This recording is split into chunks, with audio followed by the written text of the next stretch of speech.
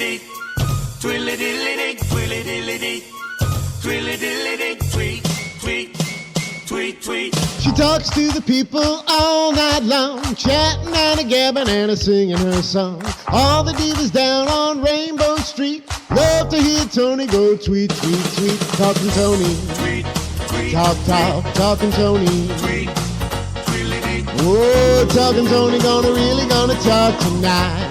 tweet, twilly-dee.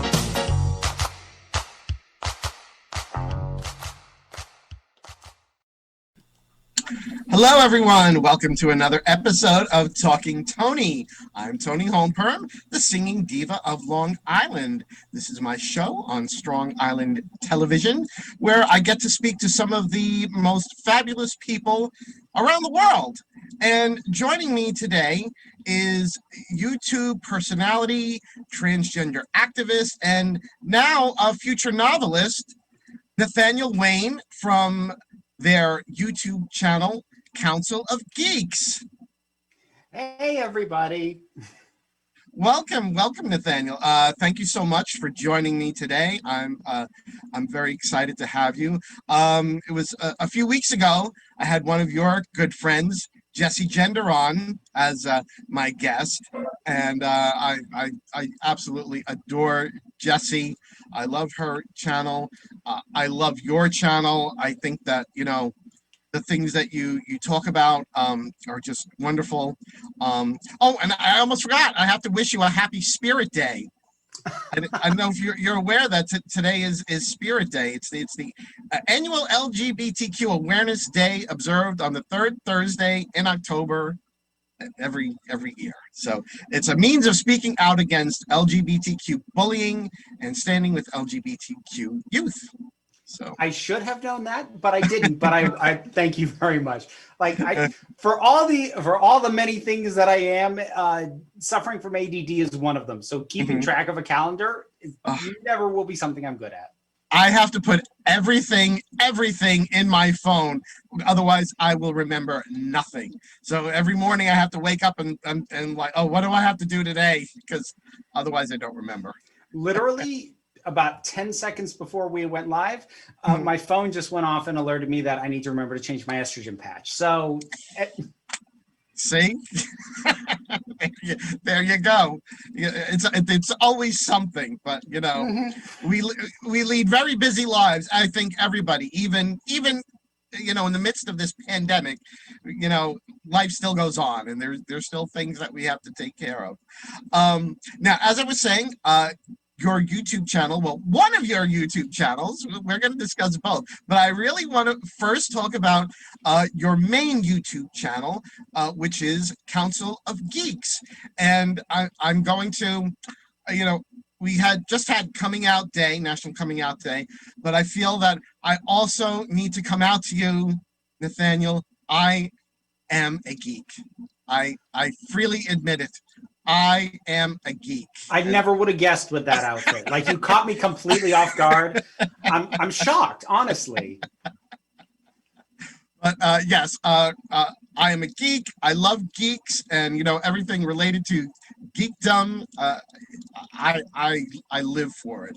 And your channel, is a welcome haven to all things geek related, and everyone who also considers themselves geeks, I would say.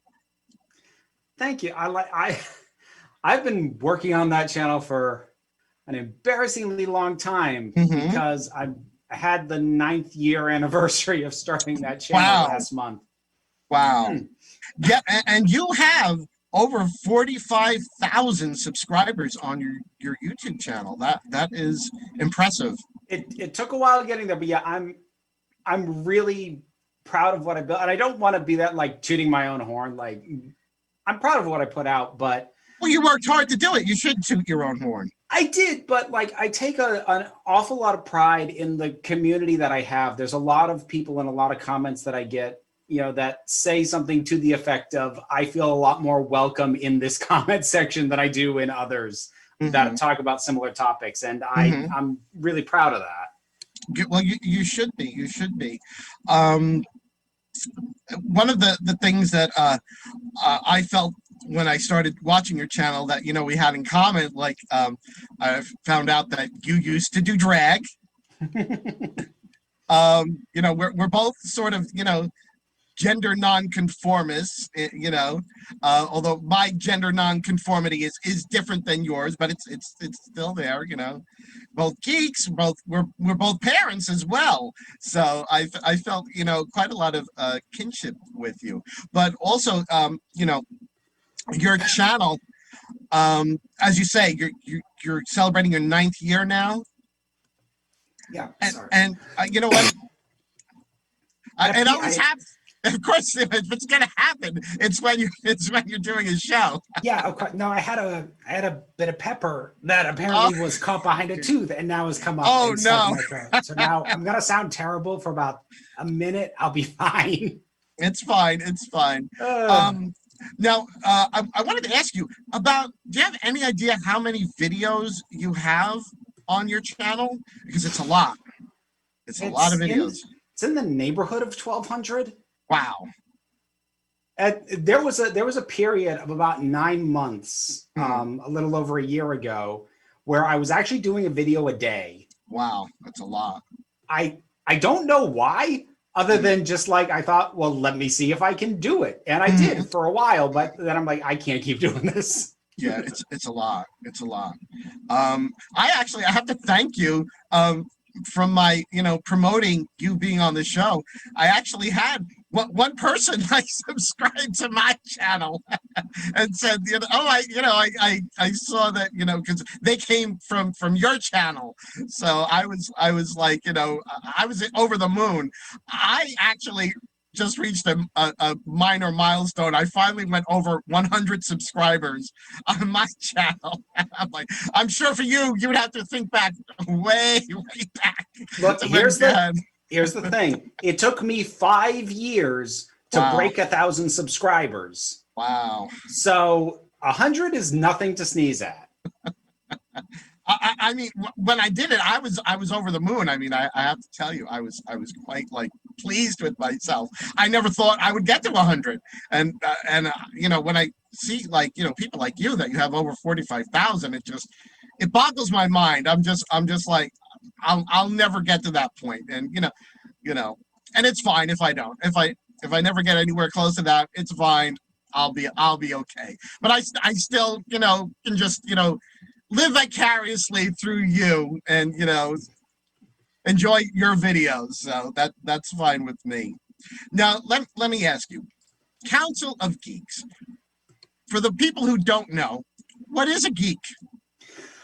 Well, the way that my headcanon of geeks, because I'm going to speak in geek terms as well, even trying to describe geeks. So my headcanon for geeks is that, honestly, everyone is probably a geek for something.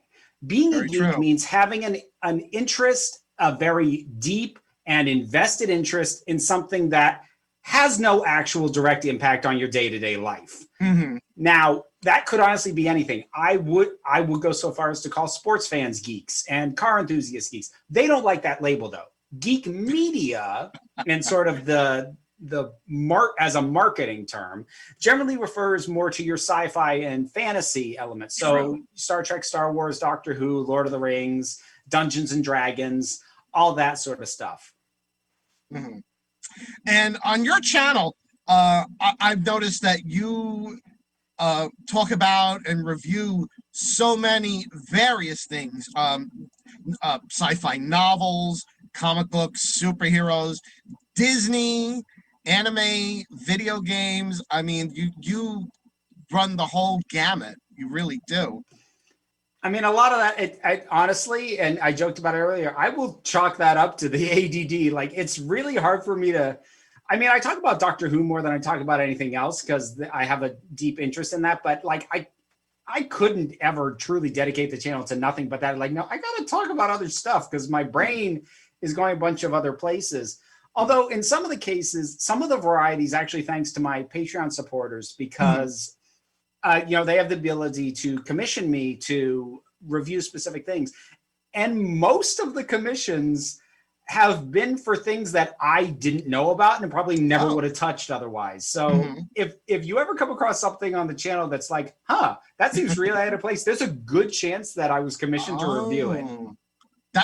That's incredible. I didn't even know that people did that on Patreon, that they would, I always assumed that Patreon was, I figured you were making your videos and you just put them on there like prior to posting them like for free on YouTube, that it was a way to just to allow subscribers to get like a sneak peek. Well, there's that too. I mean, like everyone can run their Patreon in different ways, but if you're a video creator, putting videos up for early access to your Patreon supporters is a very common thing to do. Some people also create Patreon exclusive content. I don't really, for the most part, because I don't like to feel like I'm paywalling my content. That said, there are a handful of Patreon exclusive videos, but they've usually been things like bloopers. Okay. But yeah, at upper tiers of support, it is possible to actually commission me to review a comic book, a TV show, movie, a novel, though I had to create a separate tier at a higher price point for a novel because that takes me a lot longer. Yeah, that's a lot of work because, a book is not just like watching a 90-minute movie. No, it's not, well, here's the other thing. Like, I am okay with it, but some people would consider I cheat in that I use Audible. Okay. Except that the latest one I got commissioned to review, you can't buy the audiobook in the US. It is only available in specific. It is geolocked, and I don't know why. Oh. But I can't do audio on that one, so that's taking me a little while. All right, so that one you actually have to just put your nose to the book. Yeah. Which is, I mean, it's hard for me because part of what's nice about audiobooks is I can listen while also doing something else. Of course. Again, squirrel brain. I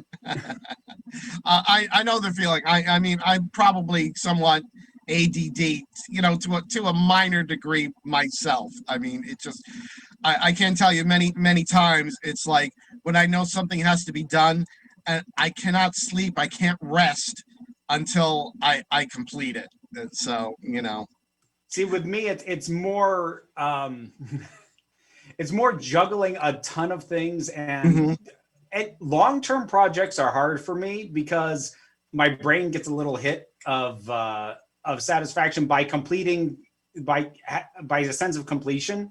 So anything I can do now and have it done, I will probably do 50 of those things before I will do work on the thing that's going to take a lot longer.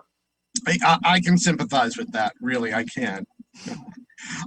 Now, you had mentioned Doctor Who. Yes. And it's obvious from the content on your channel, you do have a great love of Doctor Who. Oh yeah. It's consistently my favorite show. I think I can safely say that.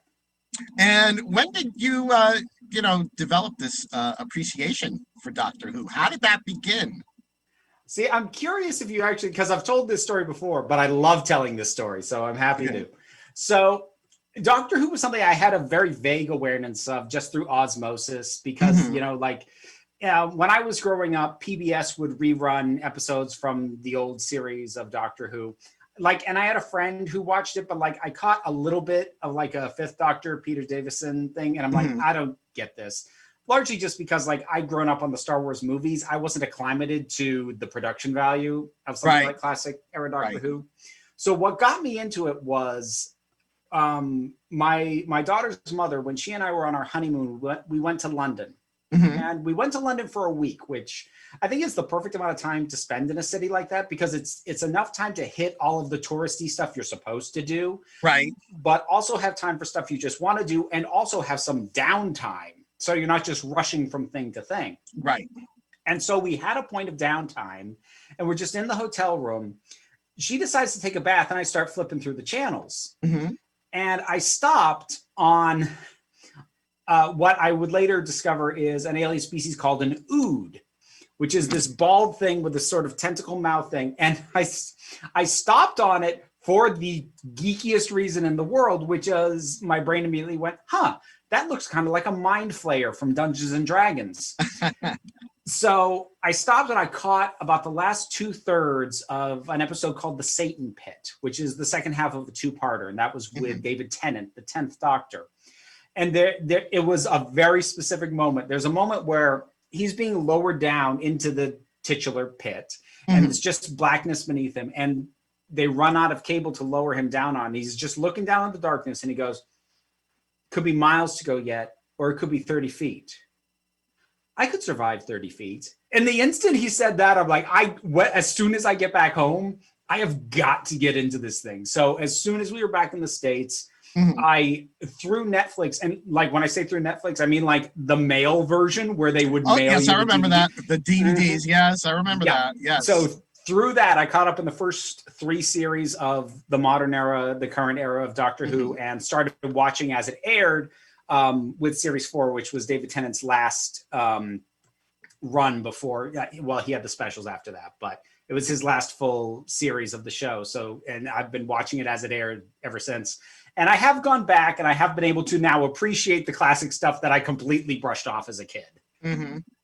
See, I remember when I was a little kid, like on Saturday mornings, they would run the Peter Davison Doctor Who on like, you know, some local channel or something like that. And I can remember watching it. I kind of liked it, but I never got into like this modern version of Doctor Who. And now I almost feel like, well, there's so much of it. Like, could I, like, you know, is it possible for me to, like, you know, start with it up again, you know, and like enjoy it? Or is it like, do I have the time to, like, it seems like there's so much that I would have to watch. There is a bit, but I mean, like there are some of the later series that are built to be jumping on points if you want to start there. So like Matt Smith's first series, series 5, works as a decent jumping on point. Jodie Whittaker's first series, series 11, it was designed as a jumping on point. I'm less solid in saying that it totally succeeded, but it would function as that. And the other thing to remember is, because it's a British series as opposed to an American one, a season is only 10 to 13 episodes. Right. As opposed to American TV where it's like 24 episodes per season. Yes. So it's not quite as bad. It's not like trying to get into Supernatural. True. So it's not quite as bad as it first seems. Gotcha. Yes, I do follow a lot of British crime shows, and a lot of those, like some of them, like the seasons are only even like 4 or 5 episodes. Some of them, yeah. So I don't know. Maybe I'm not promising, but maybe I'll dip my toes into the Doctor Who waters for you. I'm gonna follow up with you on this. I hope you realize that. Okay. Let me ask you, which would be your favorite Doctor Who and your least favorite Doctor Who? My current favorite is Peter Capaldi, who was the 12th Doctor. He was the one immediately before Jodie Whittaker, who's playing the part right now. Okay. I absolutely adore him. And the funny thing is I didn't take to him right off. But what was really special for me about his run is over the 3 series that he did, his character had an arc, which isn't really something that happens with the Doctor. Like audiences will find out different things about any given Doctor as time goes on, but that the Doctor themselves pretty much never changes. You're just realizing, oh, there's also this. But the Doctor himself, the 12th Doctor, actually changed as a person. He actually had a character arc. And I really, especially once it was done, I love going back and watching that all the way through again. My least favorite one, I'm going to give you 2 answers because one is kind of like it's debatable how much it counts anyways. So there's, and I feel bad because I'm potentially about to spoil something for you since you haven't seen the show. No. I got to run with it. There's a short-lived version of the Doctor called the War Doctor, who was played by John Hurt. And he's not bad, but he never really got enough time in the part to really gel fully. So I didn't fully connect with him, but setting that aside, which feels like a little bit like blaming something for not being able to do something it never could. The one I honestly can't really connect with is Peter Davison, the 5th Doctor. And it's really hard for me to nail down why. I actually don't dislike any of the doctors. He's just the one that I haven't found the linchpin or the hook in for what works about him. And I've even had friends who, like, he's their favorite doctor, like, explain it to me, and I'm like, I guess I see why you like him, but that's not working for me. So and I still enjoy it. It's not like I don't watch the stuff with Peter Davison in it. He's just the doctor that I feel the least connected to. Okay, well that's understandable. Now I also want to I have to throw a little shade. I have to read you just a little bit, just a titch. Now, one of the reasons that I invited you on as a guest for this episode was because Star Trek Discovery just had its premiere. So I wanted, I wanted to have like a very sci-fi themed show, and you happen to tell me that you've never seen Discovery.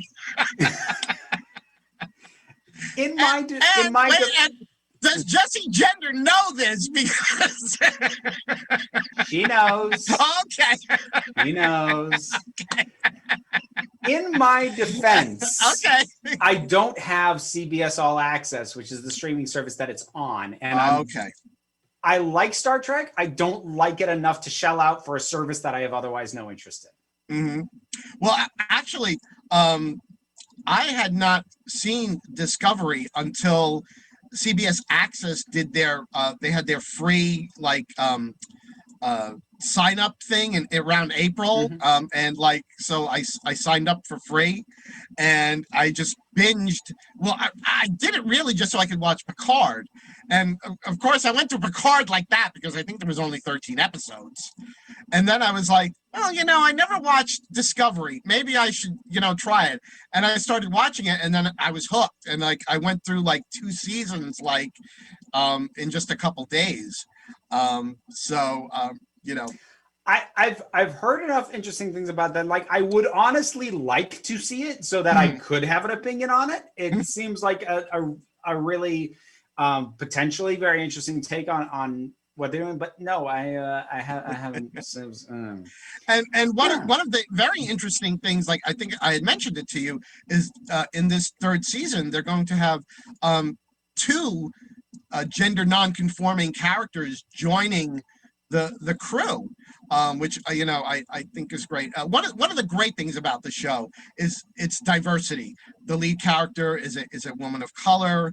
They have a lot of people of color on the in the cast. I think it's he's the engineer and the doctor. It's Anthony Rapp, and I forget who plays the doctor. Now it goes out of my mind. Usually I'm blonde, but they're a gay couple. They're a gay couple on the ship. So it's just the amount of diversity that they've shown on the show, I think is a great thing. So yeah, and I'm all of it. I mean, I won't lie. It's not the overriding reason, but that's part of the reason why She-Ra and the Princesses of Power is probably my favorite new show from the last 6 years.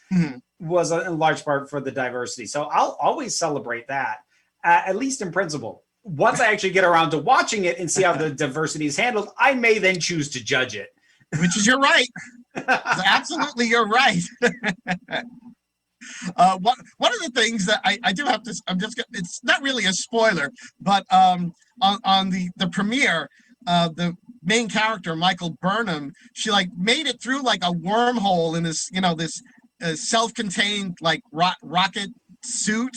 And when she crash landed and everything, and her eyeliner still held up, even going through a wormhole and crash landing. And I was like, girl, I need to find out what eyeliner she's using. So that is such. So I had an episode of Doctor Who I recently did my rewatch of because I'm re-reviewing episodes I've already done reviews for because a lot of them I haven't seen in a long time. There was an episode. I'm not going to say what it is, but people who know the show might know what I'm talking about. There's a Time Lord character, not the Doctor, but there's another Time Lord character who regenerates. So completely changes who they are. And when they regenerate as a woman, they've got really on peak eyeliner. I'm like, really? You regenerated with makeup on. Oh, I wish I could do that before my gigs. I just go in the regeneration, tube and pod, whatever it is, and come out like completely in drag. Oh my God, that would save me so much time. Oh my goodness. Yeah, that is one of those look, I understand that everyone on a TV show or a film has makeup, including the guys, but like, of course, why can't they make up the women to not look like they have makeup the way they do for the guys? Like, it just is, come on. I know. Well, it's showbiz, kid. There you go. Look, I love eyeliner, and I love it, as is evident, but like, we don't need false lashes in space. We don't. I beg to differ. I say we do. They should be available. I would never deny someone. I'm just saying they should not be as common as I see them. Well, maybe they're holographic, fake eyelashes. Maybe they're not, which would be great too. That would be great too. Like if like the Doctor, like he's a hologram from Voyager. If I could just have like holographically go into drag, and then when I'm done, just turn it off. Oh my God, that would be. Oh, that's a dream. Oh. That would be wonderful. Somebody get to work on that. I'm not tech savvy. I can't do it. Not even for drag, even just for like, you're running out the store. You could be in like your pajamas or whatever. You want to look like, you're freshly showered and everything. You just, hologram, let me look at like I'm a normal person. Maybe someday. Maybe someday. Fingers crossed. Yes. One of the things that I've also noticed about your channel, people are fascinated by your hair. But like, it's funny because for a very long time I had this stuffed up under a flat cap because I came out as gender fluid on the channel at the start of 2018. And the end of a Q&A video celebrating, which I watched that yesterday. At the end of that video celebrating 10,000 subscribers, I took the cap off, and now my hair was not this long at that point, but it did have the color in it. And that was the first time I'd ever showed it. And I did keep using the cap for a while. Initially, I think I don't know. I think I was paranoid. I justified it to myself that it was like, it was like a brand that I'd had with the cap and everything. I rarely wear it anymore, but yeah, since it has come out, people have been very into my hair, which I enjoy because I'm very into my hair. People are fascinated by my hair too. Let me tell you, I don't mind. Oh, I believe it, and I wouldn't blame them. It's all the work of my husband, though. It's like people are like, oh, do you do your own wigs? I'm like, I don't even touch them until like, I sit down in the chair and my husband puts it on my head. They're like, Yeah, we were talking before we went live. Like, I'm not gonna lie. One of the I'm not saying it's the reason I grew it out, but one of the appeals of growing it out is I don't have to mess around with wigs anymore. Well, it's for me. It's it's just part of the job. I have to deal with it. No judgment on anyone who rocks them, but like for me, unless I'm doing cosplay and it has to be something that I can't do with my own hair. Other than that, no. Believe me, if I could get away with it, I mean, I would if I could, but I can't. So, but we're about halfway through, so we're gonna take a quick break right now, just for word from our sponsors, and then we're gonna be right back to talk more with Nathaniel Wayne from YouTube's Council of Geeks. So we will be right back after these messages. Stay tuned.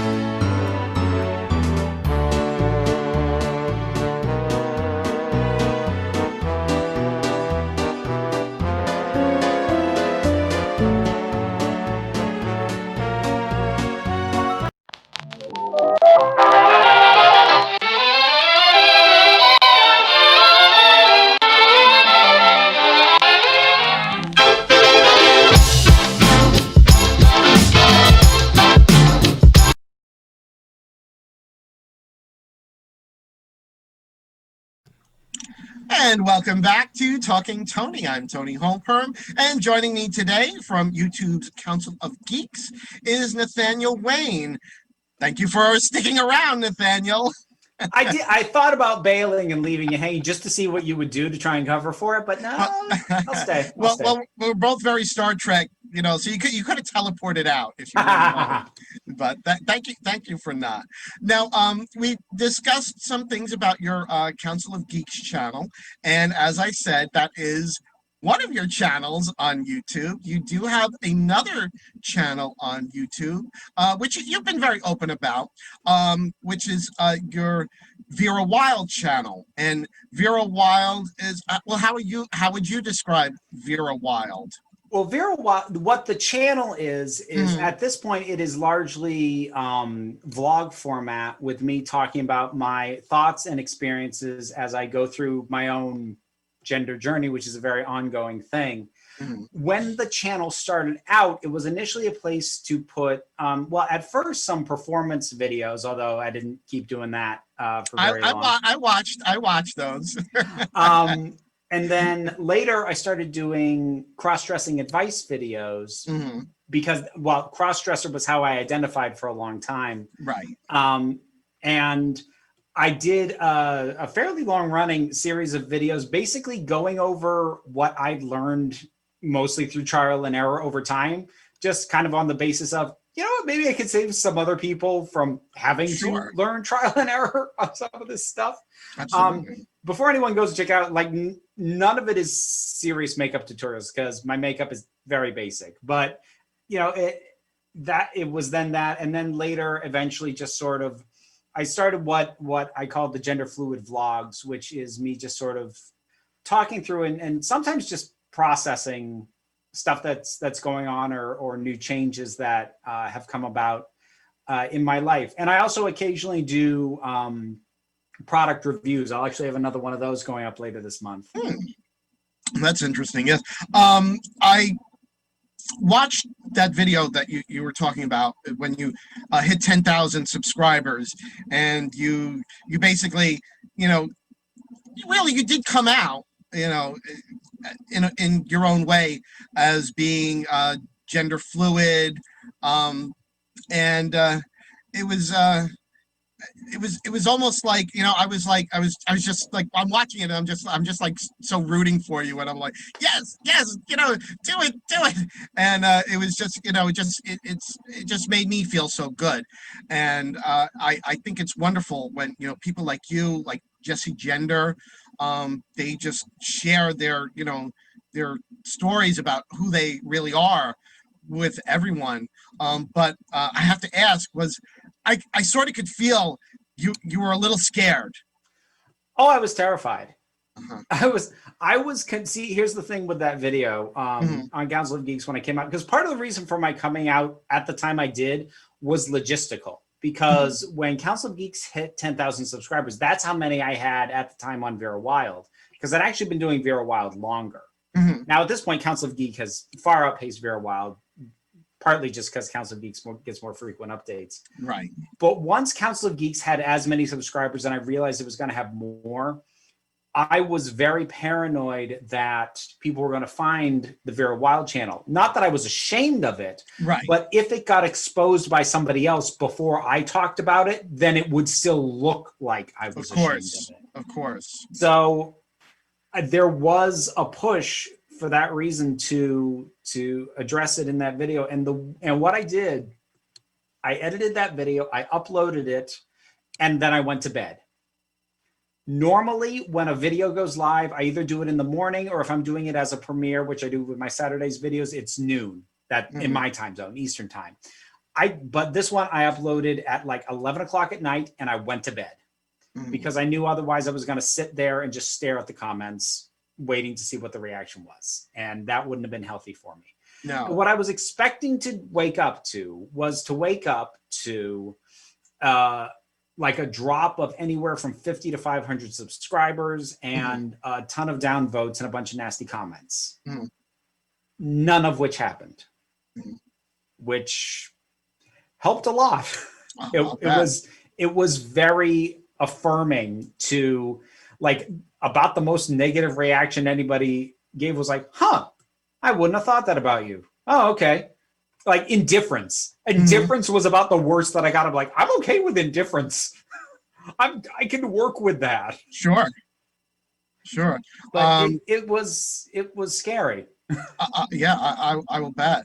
And what I noticed, like you were saying, how this is who I am, and it's not really going to be a part of this channel. It's not really going to make a difference. And I got to call you out because you didn't realize it, but hindsight is 2020. It actually did, and I think it's great that it did. It did sort of somewhat change the course of your channel in a way, and it did affect it. I mean, I feel it in very positive ways, and has made it a better channel. I mean, do you think so too? I do. I certainly like to think so. And I mean, a lot of those changes were very gradual. I mean, the first tangible, impactful change was that later that year, I did my first video talking explicitly about LGBTQ plus representation, because since I'd come out, I felt more empowered to talk about that, because it was now known that I was a part of that community. And that actually got a much bigger response than I expected it to. So that's now something that I do almost every month, is a video on that topic. And initially those were the only videos where my hair was down and I wasn't presenting more or less masculine. And over time, and like it basically it reflected a shift in my own life, because at this point, I mean, I joked about it, being on estrogen. I still identify as gender fluid. I don't identify as a trans woman, and I'm very careful about my wording on that. Right.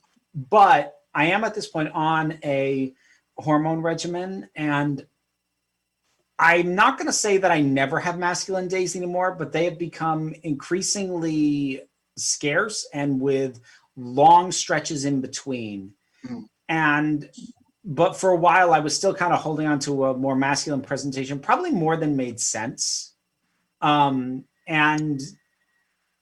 eventually it just hit a point where I'm like, I'm holding on to, like, I'm still wearing this cap and like more masculine frames for my glasses. And I think I'm just doing it because I feel like I'm supposed to somehow. And I'm like, I need to stop.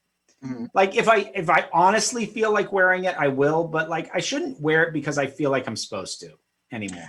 Did you ever feel like, or did you begin to feel like the cap and the more masculine glasses were almost like a little bit of a way of hiding in a way, or?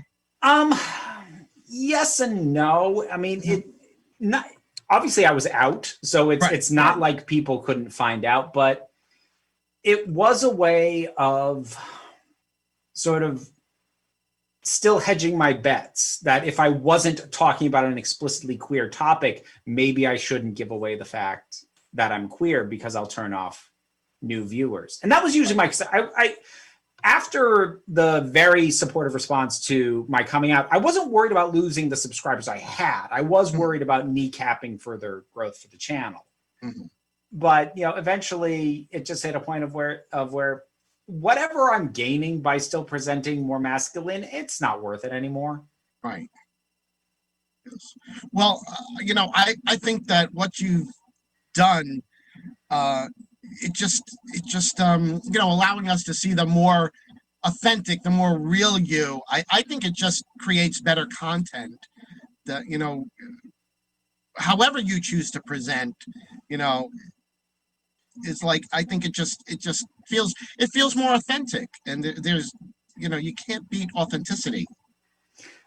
I mean, I do want to stress that, like, even when presenting masculine, it really was just an aesthetic. I wasn't tailoring my opinions or anything like that. But yeah, towards the end of last year, it was reaching a point where, like, I had to seriously sit down and ask, why do I still do this?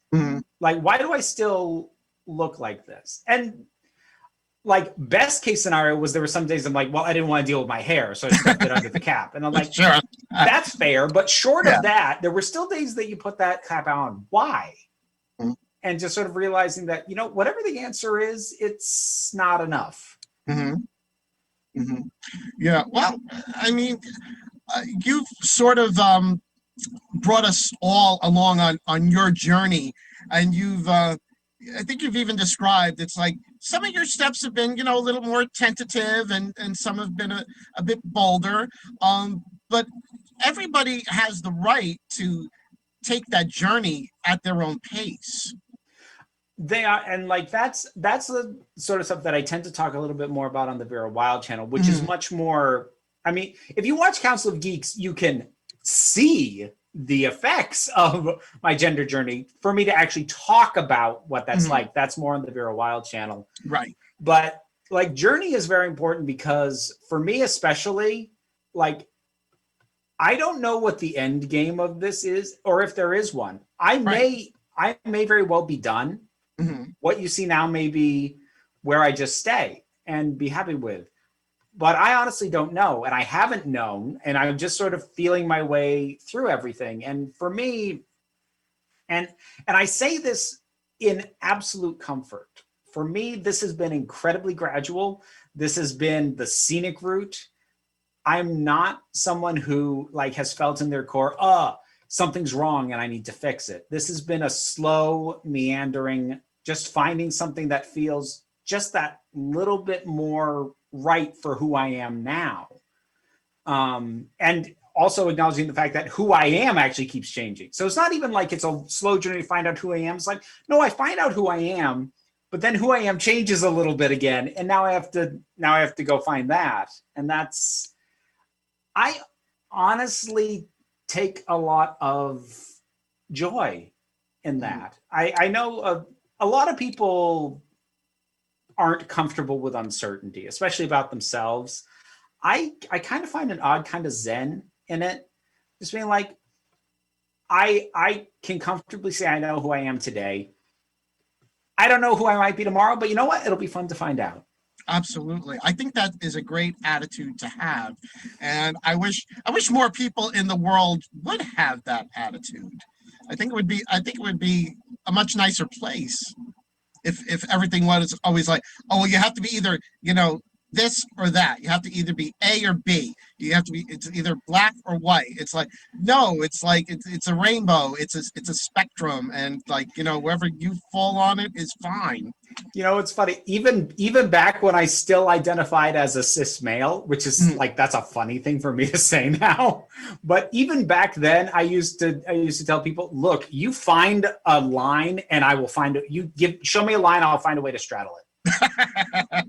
That's well, I think what you do is allow a lot of other people that are that identify with you. You're somebody that they can they can look up to it, and they know that there's other people like them in the world, so that they don't feel so alone. And that's one of the, also we talked a little bit about your friend Jesse Gender, who you do a What the Frell podcast with. I forgot to mention that you guys you gals people. I'm always I hate that when I do that, when I say guys I still do that. Gals. I've been trying to stop using guys as like a gender neutral group term. I still do it. I've been trying to stop doing that for like 5 years, and I still do it. I know. I hate myself when I do that. It's like, but I'll say guys, and I'll be talking about a group of retired ladies that are having a coffee clutch or whatever. I'll be like, you guys or whatever. But but I hate that I do it. That I use and I never ever have intentionally gendered someone. It's like old habits die hard. It's hard. It really is. So, but as I was saying, you and Jesse, you just you're such great role models for people that are either transgender or gender fluid, especially the ones that are geeks. I mean, I think, and like I obviously, when I started Council of Geeks, I didn't set out to do this because I wasn't out for a long ass time on the channel. right. But you look at the face of geek YouTube, and it's a bunch of bearded white guys in front of shelves of toys. Now, I've still got the shelves of toys, but it's a very rigid thing. And like, there should be more diversity in other areas, because both Jesse and I are white, and they're honestly should better reflect in other areas as well. But like, there's an intimidation factor when all of the people that you see online who talk about the things you love look nothing like you and don't reflect your experience at all. It can be distancing, and it can make you feel weird in a way that is completely unwarranted, because like, you're finding people who share your interest, but you have so little else in common with them, you still feel like an outsider even within that group. And so if people like me or Jesse or many other wonderfully diverse YouTubers out there, like, seriously, diversify your palette, anybody and everybody. And something I'm working on too. Like, I'm not above needing to get better about that. But the more you take in, the more you can feel at ease with your place in fandom, with your place in these geek spheres, because it doesn't have to be all bearded white guys in their 30s. Yes, it does not. It does not. Which is, why I love your channel and Jesse's channel so much, because you break the mold of basically everything else that I see in that realm of YouTube channels. So I think it's just a wonderful thing. Let me ask you, when you did that 10,000 subscribers video and you came out as gender fluid, you had a great response from fans. Did you get like negative reaction from other YouTubers that were in the same area? Not that I know of. Okay. I think the honest thing is, like, I don't think I've been on the radar of most other geek YouTubers. Mhm. And like, I think I've only had 3 occasions, at least, that I'm aware of. If there's more, I honestly don't want to know, but that I'm aware of other channels coming after me. And one of them was specifically geek related. The other 2 were LGBTQ issue related. So I'm very proud of what I've built, and I'm super proud of the number of subscribers I have, but I'm still small beans. And because, unlike, there are other small people like Riley Grace Rochon, who I've been on her channel a few times, because she kind of deliberately goes out and pokes the bear of some of these bigger people. She's on their radar. Yes. I'm not, though, because I'm just over here doing my thing. Right. Most of them, if they know about me, they seem to have all decided, yeah, we just won't talk about that one. Oh, well. Which is fine. If they don't have anything nice to say, I'd rather they just shut up. Yeah. Now, in addition to all your YouTube stuff and podcasts and everything, you've also just had a Kickstarter for a novel that you have written. Dreams of Fire is the name of the novel. So for everyone watching, please, tell us, what is it about? Okay, so the first thing to clarify is the Kickstarter is over. That has the Kickstarter's over. But you had a very successful Kickstarter nonetheless, correct? I did. I raised 250% of what I set out to make. Wow, so yeah, it threw me off. It hit its funding goal within 12 hours, which I ended up crying on a live stream because of that. So if you're ever going to cry in a live stream, make sure you wear waterproof mascara. That's the only advice I will give you. Thankfully, I did not have makeup on for that particular live stream. Well, next time, if you do wear makeup, waterproof mascara. But very important. But it is a fantasy. It's if you know written works and how finely they parse genres, it would be termed high fantasy because it takes place in a completely fictional world. And it is a mix of fantastical and fairy and sort of fae magic and folklore elements, along with a style of technology that is usually referred to as electropunk. It's similar to steampunk, but nothing's running on steam. It's running on electricity. So that's sort of the setting. And it's a story about people that are called elementals who exhibit certain magical abilities that they can barely control, that nobody knows where these things come from, and pretty much everybody is scared of. And it follows a fire elemental, basically, who's on the run.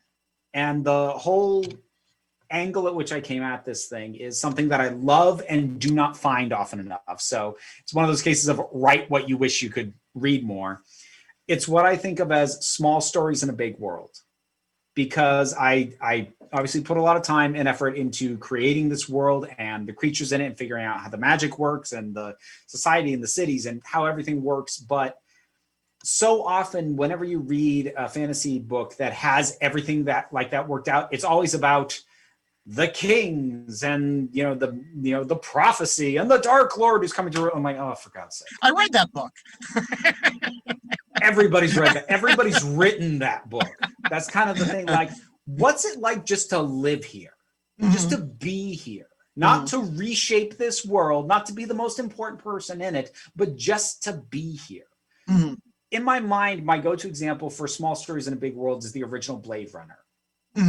Because that world is massive and expansive, but the people we're actually following don't matter. Like, none of these people are going to show up in a history book. Right. They're not important. And I actually really love that, because people who are not the history makers of the world have as much right to a story as anybody else. And that's the angle that I came at it from. It's going to be an illustrated novel, which was actually the main reason that I had to run a Kickstarter. Right. Because I need to be able to afford to pay artists.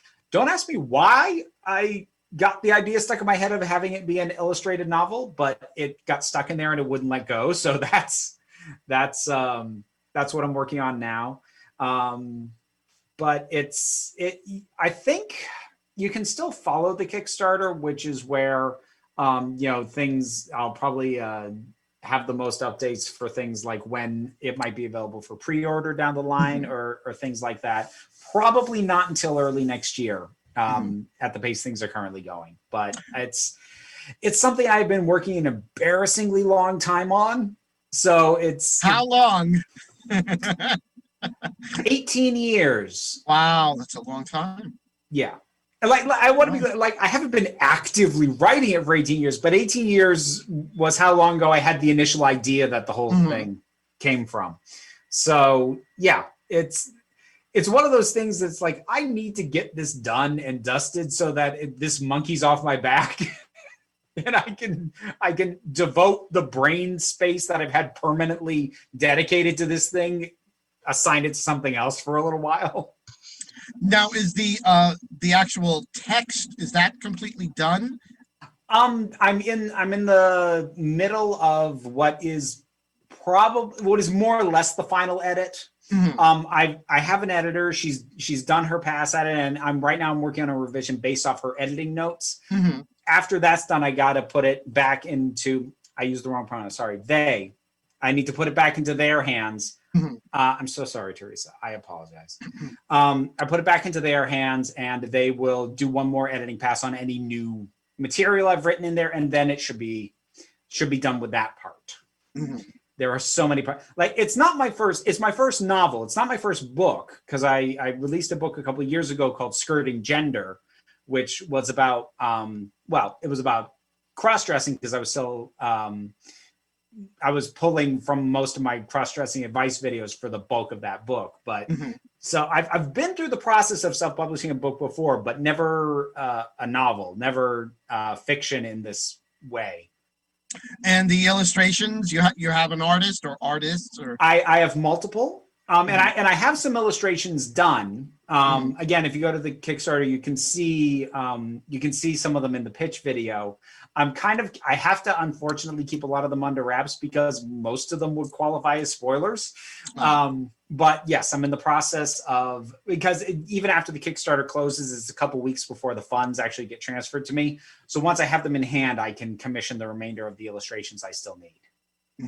And when do you anticipate that it's going to be complete and available for people to purchase? My goal is January. Oh, this coming January. This coming January. That is my goal. That is not a hard commitment because I'm doing most of this myself and I know me, and I don't think I'm a massive slacker, but I do think I'm not great at calculating how long things take. But we more than likely, definitely sometime next year. Oh God, yeah. No, next year, absolutely. First half of next year, I feel very comfortable in saying. The aim right now is January. I mean, keep an eye on my Twitter. I'm sure I'll start pimping the absolute heck out of it once it's available for a pre-order. And so, is there like a lot of difference in your thought process and your work process when you're doing when you're thinking of a video that you're going to create as opposed to writing a novel? I guess I never actually stopped to think to compare the two. Yeah, it's just a completely different thought process because one is, meant to be just my voice. And like I actually don't script most of the videos I shoot. Like maybe I'll have a couple of jotted down notes. Whereas obviously the novel is nothing but scripting over and over and over and revising the absolute hell out of it. So like the just the process is so different. It's hard to even compare the headspaces. Well, this is going to be, and where will people be able to find the novel? It's going to be available on Amazon. I expect that's the way most people will be able to get it. I'm also going to make sure it's available through Ingram, which means that you should be able to, once it is available, ask about it at your local booksellers or request that your local library get it, because libraries and bookstores don't order from Amazon, but they do order through Ingram. So I will be sure it's available there as well. Okay. Well, I'm certainly going to get a copy when it comes out. I'm already putting it on my. I'll put it on my Amazon wish list as soon as it's available. So I must have it. I can't believe we're almost at the end of our show. As I told you, it goes so fast. And I still had millions of other questions I could have asked you, but unfortunately, there's only so much time. Oh, no, you're a wonderful guest. I love guests like you that I basically don't have to do anything. I can just sit here and look pretty. You're so good at it. I know. That's what I tell my husband all the time.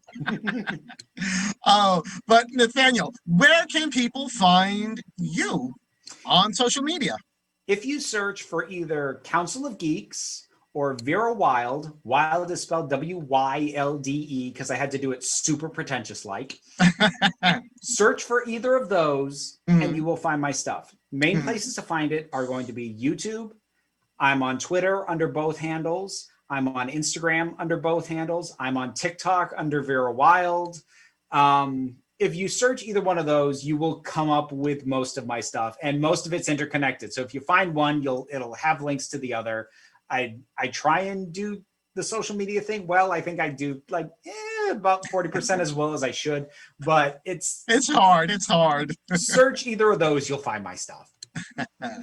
Well, that's where you can find Nathaniel Wayne from YouTube's Council of Geeks. Nathaniel, I want to thank you so much for joining me tonight. This was wonderful having you on as a guest. So I want to thank all of you for watching, and please be sure to follow Nathaniel on all sorry. I'm very sorry. I only recently dropped the male pronoun. I know, you just dropped it. That was a recent development. I'm not going to hold it against you. Thank you. So you can find their social media under Council of Geeks, Vera Wild. Be sure to look for the book Dreams of Fire sometime next year, either through Amazon or Ingram. And I want to thank all of you for tuning in. I will be back in 2 weeks' time for a special episode. I'm going to have my Naughty or Nice co-host, New York City legend, veteran of, well, she was at Stonewall when they had the riots. She wasn't actually in there, but she was outside. The horror diva herself, Alexis Flame, for a very special Halloween edition of Talking Toni. So I will see you all in 2 weeks' time. Thank you, everyone. Please stay safe, wear your masks, practice social distancing, and good night, everyone. Bye-bye. Twilly-dilly-dee, twilly-dilly-dee, twilly-dilly-dee, twilly-dilly-dee, tweet, tweet, tweet, tweet. She talks to the people all night long, chatting and a gabbing and a singing her song. All the divas down on Rainbow Street love to hear Toni go tweet, tweet, tweet. Talking Toni, Tweet, tweet, talk, talking Toni. tweet, twilly-dee. Oh, talking Toni, gonna talk tonight.